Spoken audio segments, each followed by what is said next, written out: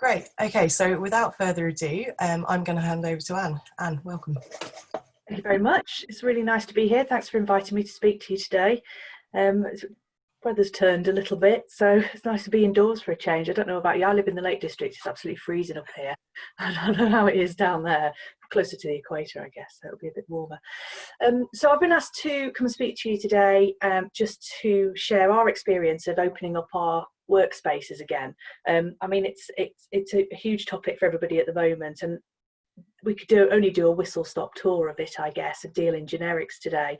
But I just wanted to go through the sort of thinking that we've had to put into opening up some of our offices, both large and small, and how we have helped staff get back in and sort of feel safe and sit and feel comfortable in those workspaces. So I was going to start sharing my screen, which I think might be this one. Is that the one? Yeah. Perfect. Yeah, I've got that. Lovely. Okay, so as Charlie said, I'm Anne Gardener-Aston, Group Health, Safety and Wellbeing Director for Places for People. My job is to effectively oversee everything that goes on in our group, which is quite big. So I get involved in all kinds of things, and opening up our offices again was one of them. Not just our offices, of course, but everybody who's returning to work, or our operatives, people who fix houses and build houses and all sorts of stuff. So I can just move on. Okay, so everything that I'm going to be talking about today really wraps itself around the government advice that has been out. As Charlie referenced, the closest we can get to the sort of things that you do, I guess, and things that are covered, is in this offices and contact centres bit of guidance. I suppose it deals with people working in an internal environment, potentially seated, potentially moving around in those offices and using facilities. So it's about as close as we can get. So I've used that as my reference point.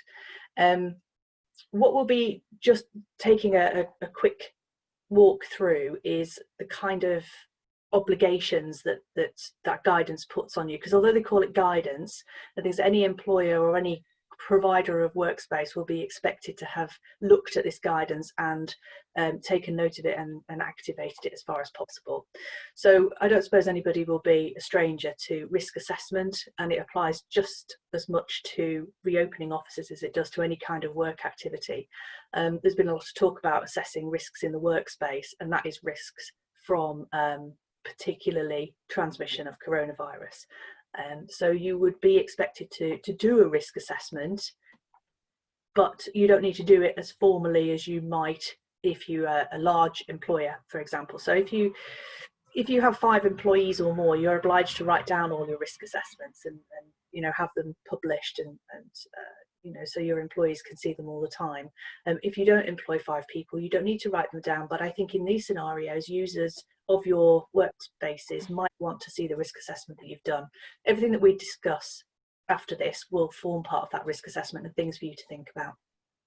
So that also goes in with the consultation, you know, what they would perhaps like to see or what they're expecting to come back to. Identification of people who are vulnerable, potentially. If you've got employees who have any sort of health vulnerabilities, having a look at whether it's appropriate for them to be back in the workplace, or you know, whether they should still be at home. You know, perhaps you would need to rejig your workplace to accommodate some people's health vulnerabilities if they need to come back or they want to come back. So that's something to have a look at. And the 3 main topics that we'll be having a look at through the course of this presentation are hygiene standards, physical distancing, and a little bit on facilities management as well, because I believe some of you are, I guess, managers or landlords of workspaces that you then invite people into or you sublet to them. So there will be some obligations there for you as well.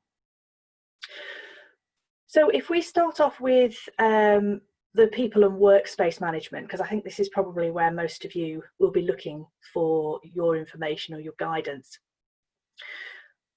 We start off with the cleaning standards and the protocols within the workspace. I guess one of the fundamentals is if you're reopening somewhere, it will be a very good practice to have a good clean prior to the reopening of the office. So what you'd want to do is just make sure that everything is is cleaned down as much as possible, all the touch surfaces, the kitchens and the toilets and so on, so you've got as cleaner a start off as you possibly can have.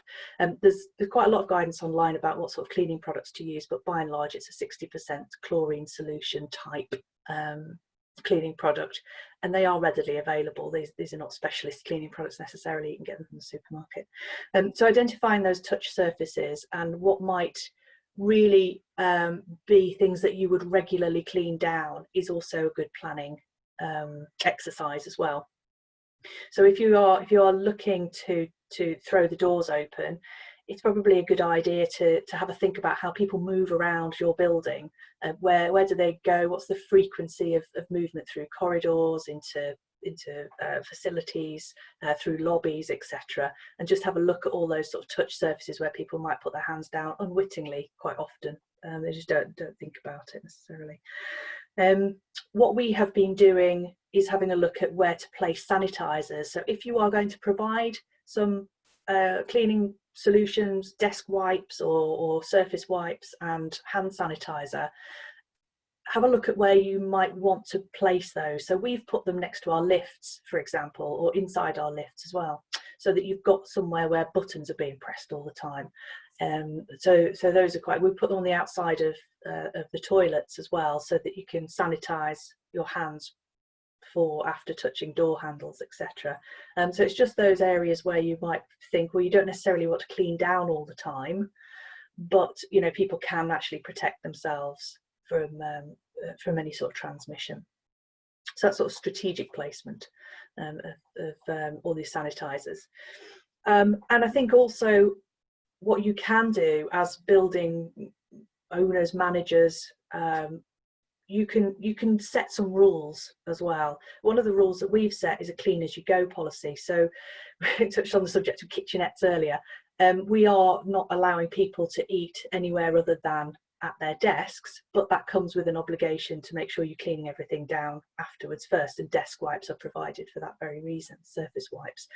So I think it's quite important to understand you have the capacity to make some rules here. These are not normal times, and they won't be normal for people coming back, and you will want to control to a certain extent the way that people move around your space. Don't be afraid to make some of those rules, and to communicate them clearly, because I think everybody understands. I don't think you're going to have a riot on your hands, hopefully, but that clean as you go is one of them, and everybody understands the importance of hygiene in these times. So if we move on to physical distancing, I talked earlier about how people move around your workspace, and it's quite good to plan. If you sort of have a floor plan in mind of your building, then just have a think about where the frequency of movement is around that building, because I think it helps to identify your blind spots and your pinch points, and then put in what effectively is a traffic management system if you can. And that can be as straightforward, if it's a small workplace, as straightforward as making sure that people say something if they're around a corner, or it's almost like ringing a bicycle bell in a way, and it applies to the outside as well, because there's loads of blind corners in buildings everywhere. So it's that regime of sort of not trying to avoid people bumping into each other, or coming too close to each other in a general day-to-day moving around the office or the workspace. There may be a way that you can influence movement in other ways. In some cases, if you've got a larger building, you might want to do a one-way system and put something like that in place, so that you know where everybody's moving all the time, you're controlling it. Or you might want to put down floor markings with tape, or even the sort of spray markings that are used in football and stuff like that. You can get some that clean up off the carpet, but they're quite good. So you can start directing people the way that you want them to move, which I think also people find quite useful. To see where, they can be confident that if they do that, then their safety is increased. We've put restrictions on our lifts. I don't know if any of you have lifts. I talked about having sanitizer in there earlier, but we sort of say one person at a time in any lift, and really the priority is for disabled users of the building more than anybody else. If you can get up the stairs, then use the stairs instead of having to have your fingers on lift buttons all the time. But if disabled users are using your building, then clearly they would have priority on it. So kitchens, we have by and large kept our kitchens closed because we have requested that people bring in packed lunches and flasks and so forth, so that they actually they sort of provide their own rather than having to use shared facilities. Now I know that's not going to be necessarily everybody's capable of doing that, but it does really control people flowing in and out of a shared space or a common space. You may need to have access to a fridge, of course, and if it's reducing down the number of touch surfaces, then that's really where we need to get to with it. So you could have a rota for using a kitchenette, for example, and have it very clearly communicated on the door so that you know who's going to be in there at any one time. And the people who have a lot of coffee and a lot of tea, for example, bring their own with them so they don't have to be in and out of there all the time. And if your only touch surfaces in a kitchen are a kettle handle and a fridge handle and a tap, then you have a sort of minimal cleaning requirement in that, and you can provide surface wipes for that. And so it makes it very manageable, and this is all about doing things that are manageable and that require minimum circulation of people and minimum touching of things. Other things that we have a consideration of, it's rotational working, staggered starts and finishes, so that you set times for people to come in and out of lobbies or common areas, which just cuts down the traffic flow a little bit. And similarly, working in teams or partnering with people narrows the number of it forms a bubble, I think is the common parlance now, a bubble of people that you are in touch with all the time, and you don't really stray out of that necessarily, to minimise the number of people that you're in contact with. Or alternatively, have outdoor meetings if it stopped raining at any time soon, and being outdoors reduces the risk of transmission. So as long as you're keeping 1.5 to 2 meters away from each other, you can sit outside and have your meetings, which might be a good thing to do over the summer. Desk spacing, we have arranged our desks so that we have them in a triangle. So we have desks of 6, if you like. You probably won't have that many in ours, but we have a 2 meter distance now between each one of them. So wherever somebody's sat, they're always 2 meters away from a different person. So it might just be a case of planning out what those desks might look like in the future. And I think one of the questions that was asked pre this session was about remote lettings visits.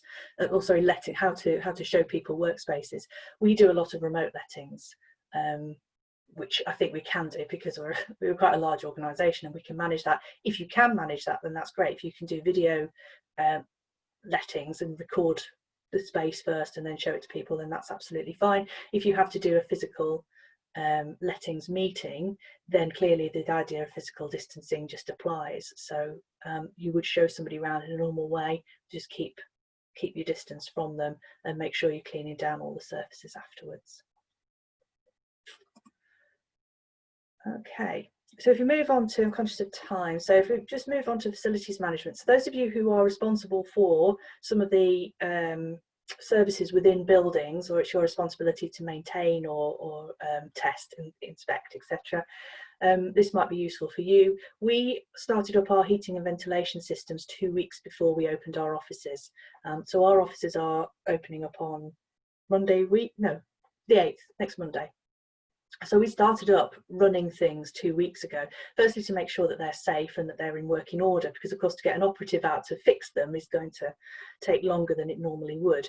And secondly, just to run some of those safety checks, flush through the water systems, make sure there's no stagnant water anywhere, make sure the fire alarms are working, the emergency lighting's working, if you have left the building empty for a while. So some of those things might be considerations, just to make sure that the building is safe to go into, and that it operates appropriately, so nobody's either freezing or boiling when they go back. My colleague might have joined me today, who's our head of facilities. Unfortunately had something else to do today, but he's become something of an expert in the risk of transmission of coronavirus through the heating and ventilation systems, and has confidently assured me that it's a very low risk of transmission. I don't understand the science behind it, and if you wanted the science, I can find out for you, but it's probably available on the internet. But actually just having ventilation systems running, having air conditioning systems running, does not increase the risk of transmission of coronavirus, which I think is seems from my experience to be quite a big fear of some people. They're very concerned about that being a route of transmission.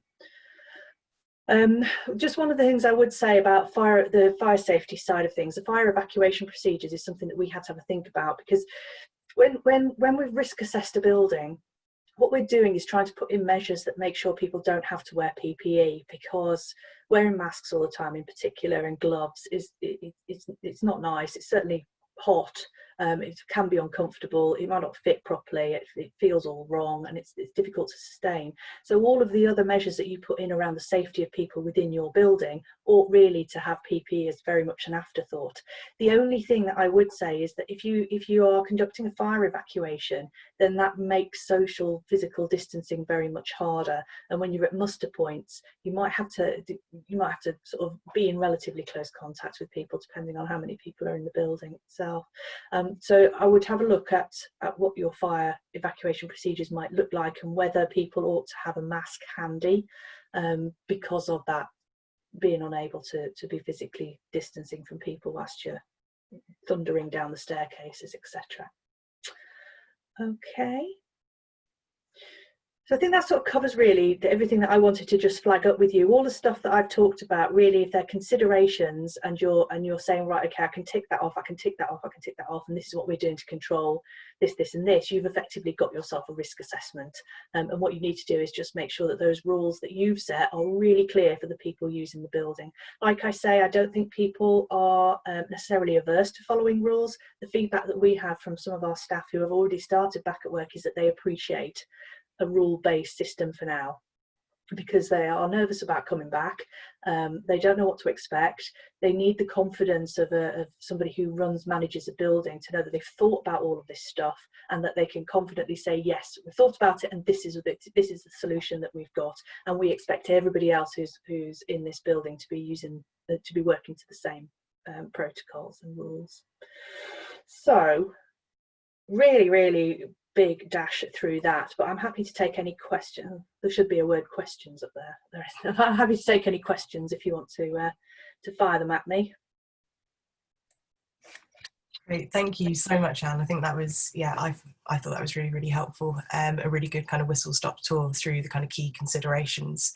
One question for me that's come up before, and it might be you don't have the answer, but we'll see, because obviously a lot of our workspace providers, they let studios to small businesses, and those small businesses are obviously a business in their own right. So within their private studio, it's their responsibility to kind of put these things in place. And I guess as building operators, do you think there's still a kind of conversation to be had around kind of what the appropriate rules might be, and kind of trying to get consistent practice across the building? Yeah, I definitely do.